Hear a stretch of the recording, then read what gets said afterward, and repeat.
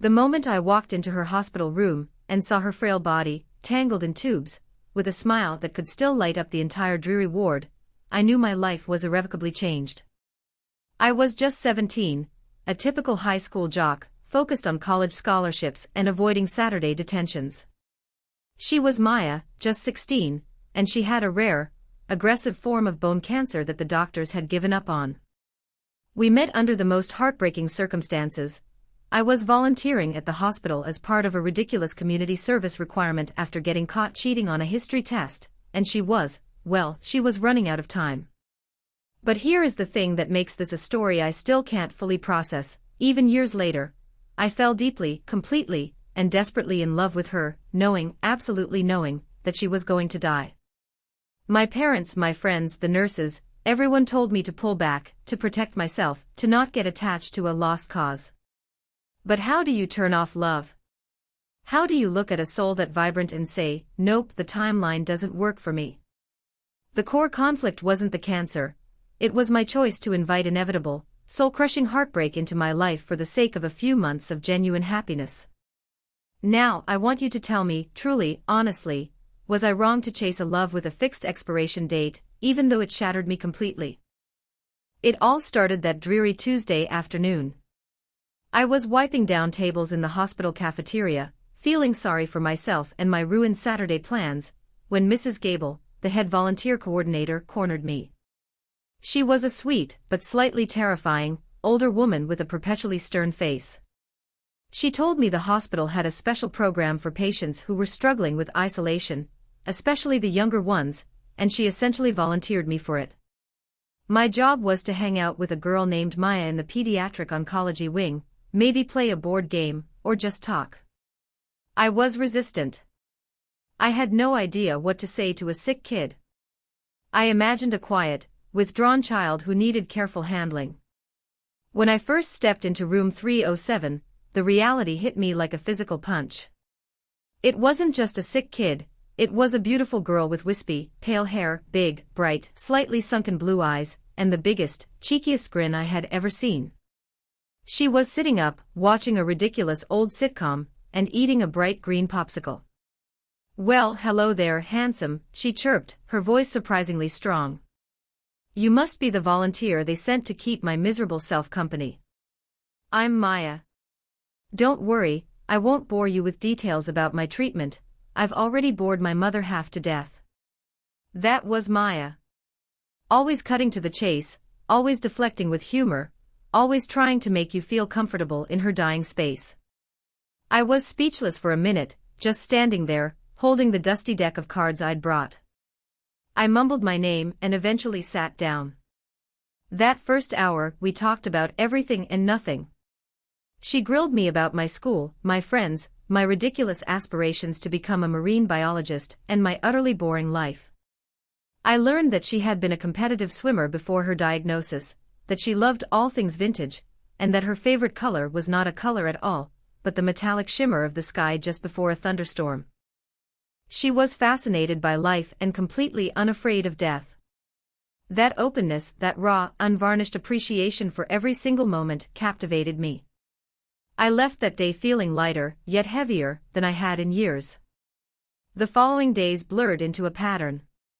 I started skipping my afternoon practice, telling my coach I had extra tutoring, just so I could spend an extra hour with her. We moved beyond board games. We started having deep conversations about the meaning of life, the concept of a soul, and the absurdities of high school drama. Maya had a perspective that was impossibly wise for her age. When you know you don't have a future, you look at the present with a clarity that the rest of us take for granted. She taught me more about living in 2 weeks than my 17 years had managed. I found myself looking forward to seeing her with an intensity that was dizzying. I would catch myself thinking about her smile during my math class, or the way her eyes crinkled when she laughed at one of my clumsy jokes. It was more than a crush. It was an undeniable, magnetic pull. About a month into our friendship, I brought her a tiny, potted succulent. It was a silly gift, but I wanted to bring a piece of life into that sterile room. She held it like it was the most precious thing in the world. That day, something shifted. Her mother, Sarah, who was usually hovering nearby with a gentle, sad smile, had stepped out for a proper meal. It was just us. We were talking about a really corny romantic comedy we had watched together on her small TV, and Maya turned to me, her expression suddenly serious. "You know, Alex," she said, her voice soft, "you're a really great distraction. Sometimes I almost forget about all this."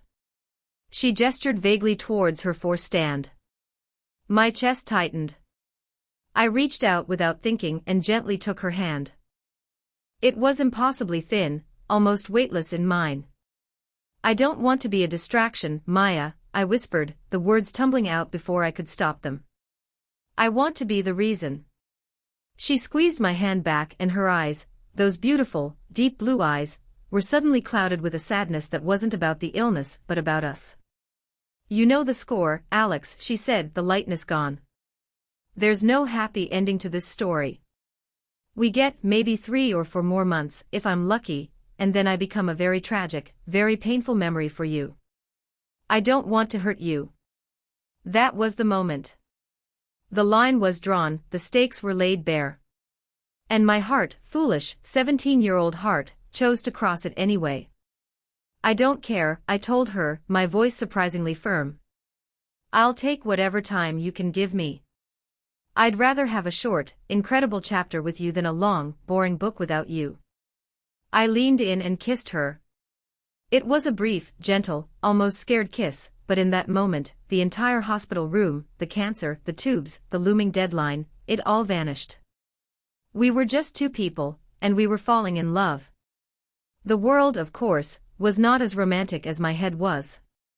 My parents, when they found out, and they found out because I started spending every non-school hour at the hospital and stopped caring about my grades, were furious and heartbroken for me. My dad, a practical engineer, sat me down and gave me a brutal reality check. "Son," he said, "you are setting yourself up for a catastrophic emotional blow. You are inviting grief into your life. You need to focus on your future, not on this temporary situation." He meant well, but he just didn't get it. This wasn't a temporary situation, this was a defining moment. Maya's mother was more understanding, but equally hesitant. She saw the light I brought to Maya, but she also saw the pain I was storing up for myself. She pulled me aside one day, her eyes red-rimmed from sleepless nights. "Alex," she pleaded softly, "she needs joy. She doesn't need a boy who will be broken when she leaves. Please, just be her friend." But it was too late. Maya and I were in a relationship, a secret, beautiful, fleeting relationship conducted mostly in the confines of her sterile room.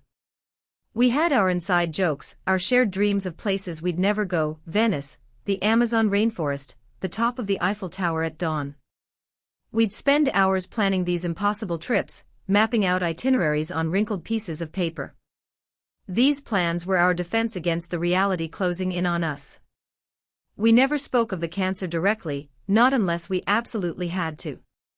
We focused on the now. On the taste of the illicit takeout pizza I snuck in, the warmth of my hand on hers, the silly movie we were watching. It was the most intense, purest happiness I have ever known. It was also the deepest fear. Every time I left her room, the reality would crash down on me.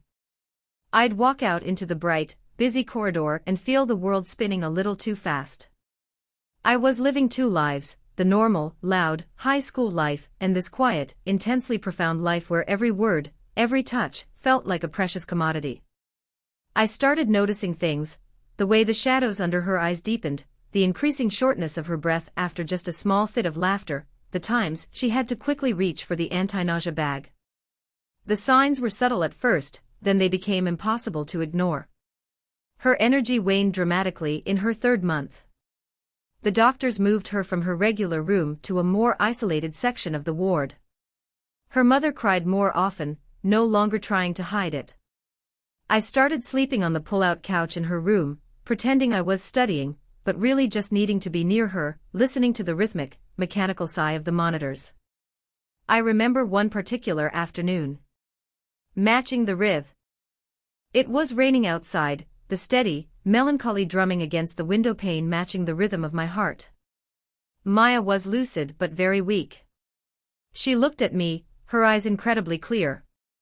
"Alex," she whispered, her voice barely audible, "I have to tell you something. I was so scared.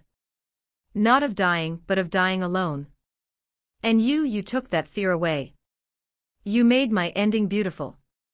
That was the moment I realized my purpose wasn't to save her, or even to distract her, it was to simply be there. To witness and to share her final moments of life. I was 17, and I was preparing to say goodbye to the love of my life. I couldn't breathe just thinking about it. I was drowning in the grief that was still only hypothetical, but felt so devastatingly real. We had a little calendar on the wall, one of those cheesy floral ones, and she'd been marking off the days since I first visited her, drawing little hearts on the days I spent the whole afternoon. She suddenly asked me, with a surprising burst of strength, to bring her the calendar. I did. She stared at it for a long minute, then looked at me and held my gaze. "I'm not going to make it to the end of the month, Alex," she stated, not sadly but factually. She was always so honest. I couldn't speak, I just shook my head, tears burning in my eyes. I didn't want to accept it. I had been praying to every single deity I could think of, making promises I couldn't keep, just for a little more time. Just one more week.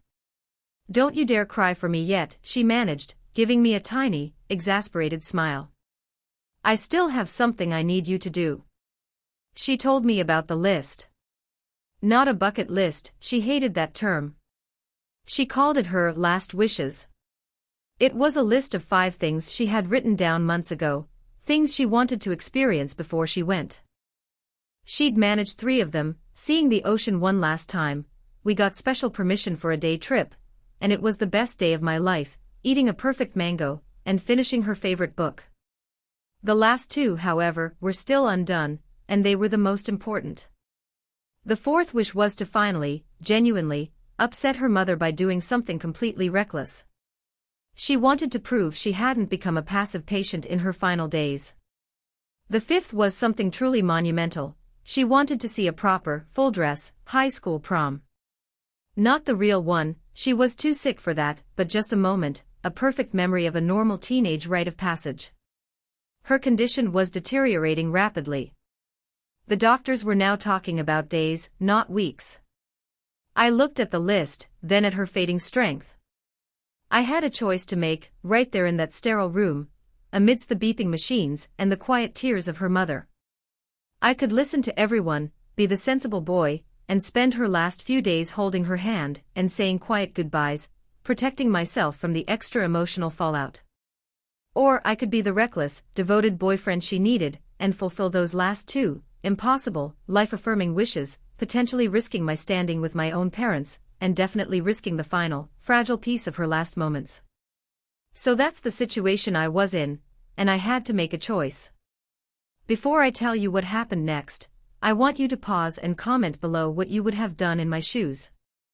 Would you have played it safe, or would you have gone full-on crazy for love? I chose crazy. I looked at Maya, her eyes bright with that last flicker of life and mischief, and I knew what I had to do. I smiled, a genuine, wide smile that felt foreign to my face, and I said, "You got it, Maya. Consider those last 2 wishes granted. Prepare for the ultimate chaos." The first wish, upsetting her mother, was surprisingly easy and slightly ridiculous, but Maya laughed so hard the monitors started protesting. I snuck her a can of spray-on, temporary hot pink hair dye, and, with the help of a very confused but ultimately compassionate night nurse, we gave her mother, Sarah, a small, but distinctly noticeable, streak of neon pink hair right before she was due to meet with the palliative care specialist. When Sarah saw it in the small bathroom mirror, she gasped, then she burst into tears, half crying, half laughing, and for a moment, the heavy tension in the room broke. Maya was ecstatic. "Thank you, Alex," she mouthed, her eyes sparkling. That was glorious. But the 5th wish, the prom, was the real challenge. With only 2 days left, according to the doctor's grim estimations, I couldn't organize a real event. I had to bring the prom to her. I skipped school the next day and poured every ounce of frantic energy I had left into planning the impossible. I called my friends, the same friends who had been cautiously keeping their distance, and I laid it all out. I didn't ask, I told them, Maya has 2 days. I am giving her a prom. You're either in or you're out, but I'm doing this. And you know what? They showed up. My best friend, Jake, managed to sweet-talk a local catering place into donating a few dozen mini cupcakes and punch.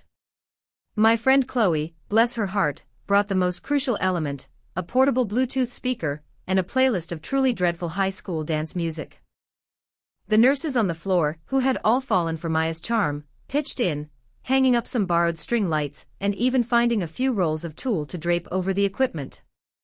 I went home and put on my own tux from last year's junior prom, the one I thought I'd never wear again.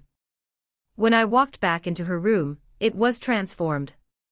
It wasn't the huge, loud gym of a real prom, but it was our prom. The room was softly lit, the cheesy music was playing, and the scent of cupcakes briefly masked the sterile smell of the hospital. Maya was already dressed. Her mother had found a simple, beautiful, pale blue dress that was too big, but looked ethereal on her tiny frame. She had a small corsage of white roses on her wrist. She looked breathtaking, like a fragile piece of art. I walked over to her bed, knelt down, and offered her my hand. She was too weak to stand, but she didn't have to. We danced. I held her close to my chest as I swayed gently from side to side, right there in the small, curtained-off space next to her bed.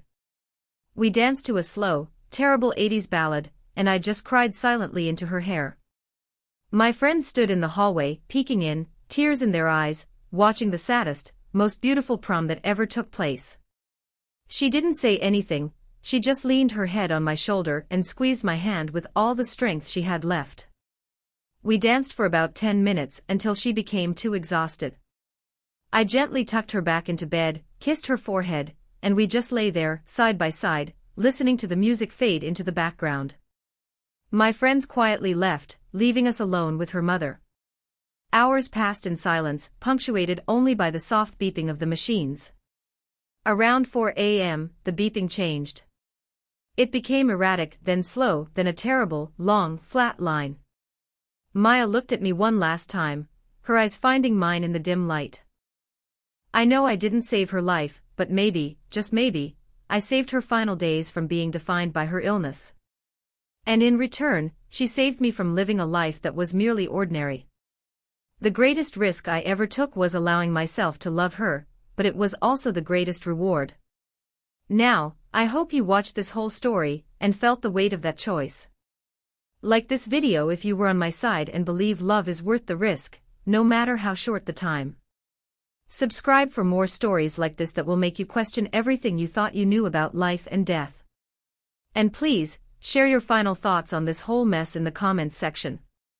Did I handle this devastating situation with the grace she deserved? I'll see you all in the next story.